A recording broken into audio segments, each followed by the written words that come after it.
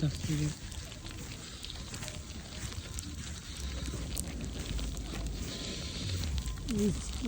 chuyện chết đó lại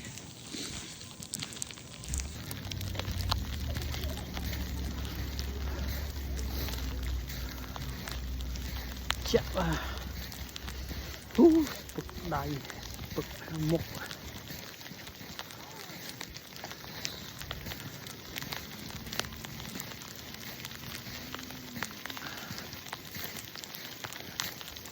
hot nữa mới dân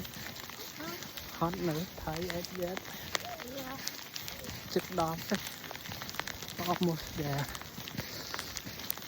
bà lượt nó hot đá vòng phổ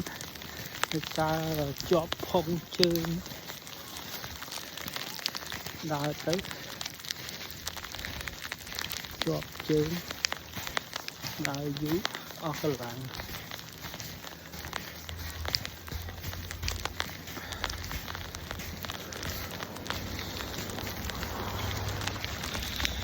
chết đó lắm nè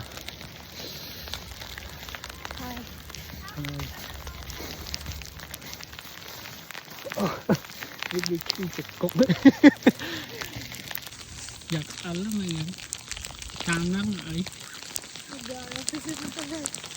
nên ăn lỡ mương khởi là tan đấy chứ